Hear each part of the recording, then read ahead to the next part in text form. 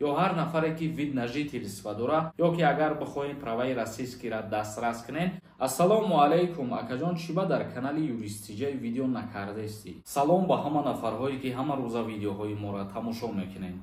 Тамошобинони азизу гиромӣ қадр, оиди дастрас намудани ҳуҷҷати ронандагии Федератсияи Русия аз 1 апрел чӣ тағйирот мешавад?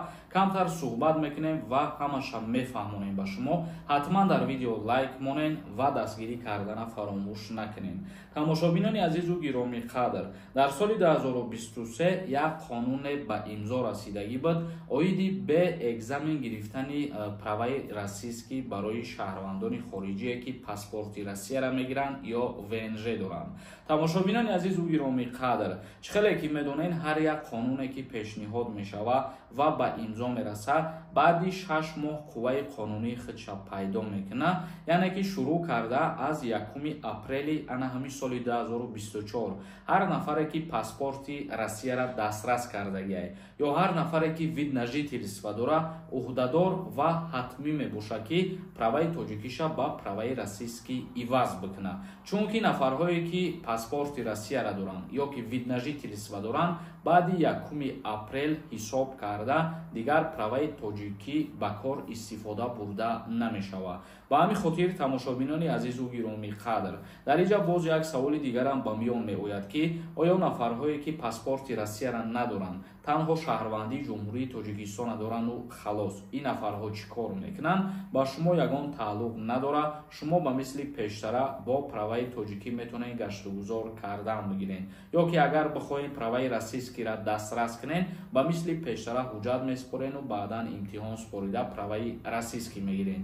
ин қонуни нав 1 сол муҳлат додагиай ба ҳама, яъне ки ҳар шаҳрванде ки паспорти Россияро дастрас кардагиай ё вид на жительство гирифтагиай, аз 1 апрел ҳисоб карда 1 сол муҳлат доранд ки праваҳои худшона ба праваҳои российскӣ иваз кунанд. Хоб, тамошобинони азизу гиромӣ қадр, нарх навош чӣ хел мебошад ё дар куҷо супоридаша, ҳозираш дар аниқ нестай, баъди 1 апрел аниқ кишид. Худованд розӣ боша, бо видео мекунем, мефаҳмонем. Акнун комментарияҳои шуморо хонда ба саволҳотон ҷавоб мегардонем. ширкати шифофармо доруҳои босифатро барои шумо тавсия медиҳад. Инчунин ҳиҷома кардан барои занҳо ва мардҳо ройгон мебошад ва инчунин доруҳои гиёҳӣ барои табобати меъда, гурда, дил ва биноиши чашм. Ҳатман муроҷиат кунед. Раҷабзода нависондай. Ассалому алайкум ака. Ду бошид ҳамин савола метавон ҷавобша тен имконаш бошад. Шахсоне ки просто ҳар ҷо корҳои сохтмон мекунанд, онҳо чӣ хел патент мекунанд бе ягон корхона, яъне частни? Хоҳиш ака, ҷавоб тен. Худованд ба ҳамаи мо шумо сабри ҷамила ато кунад дар ҳамин моҳи муборак. Омин. Бародари азизу гиромӣ қадр, шумо дар ҳар куҷое ки кор мекунед, мисол дар сохтмонҳорам бошад, бояд ки патент дошта бошед. Дар сохтмон кор кардан, як рӯз дар як ҷо, як рӯз дигар дар як ҷо кор кардан, ин маънои уро надорад ки шумо аз патент гирифтан озод мебошед. Ва гуфтаиста бошед ки ин нафарҳо чӣ хел трудовой договор мекунанд.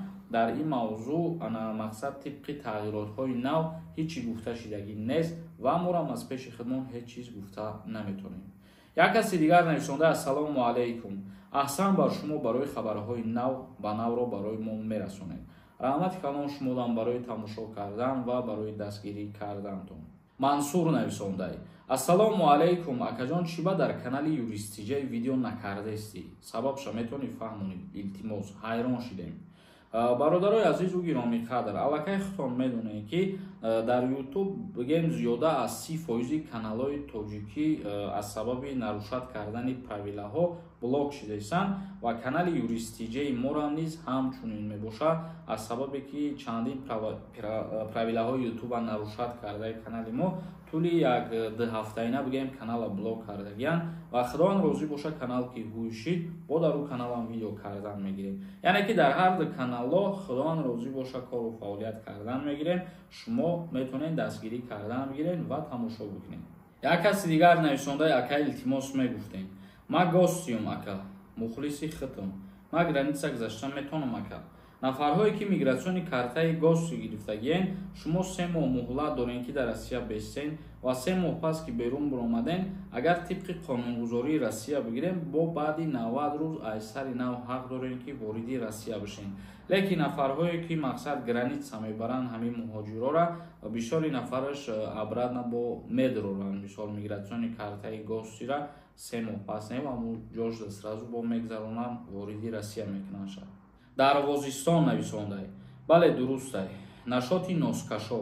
Фармон ромадестай ки касе нос мекаша патент намекунанд. Ин гуна фармон бироварданд ки касе пеш аз патент нос ё сигарет мекашад, онҳоро патент намекунанд. барои ҳамин касе патент гирифтанӣ мебошад 7 рӯз пеш аз документсупорӣ нос ва сигарет накашед. барои ин ки носро ба сафедӣ баробар карданд, барои ҳамин 7 рӯз пеш аз документсупорӣ на нос кашен ва на сигарет. бародарои азизу гиромӣ қадр, аллакай чандин нафарҳое ки дар ҳамин мавзӯъ дар комментарияҳо нависондастанд ва мо мақсад амира официал на дар ягон ҷо надидем, нашршидагишам надидем. ай худованд розӣ боша ҷустуҷӯ мекунем ки ҳамин қарор биромадагӣ ҳаст, яъне ҳақиқат дорад ё ин ки не. агар ки ягон информатсияи даставерни дастрас кардем, баъд видео мекунем, алоҳида ҳамаша мефаҳмонем ба шумо. тамошобинони азизу гиромӣ қадр, барномаи имрӯзаро ҷамъбаст мекунем. то барномаҳои дигар, худованд ҳамаи мо шуморо нигаҳбон бошад.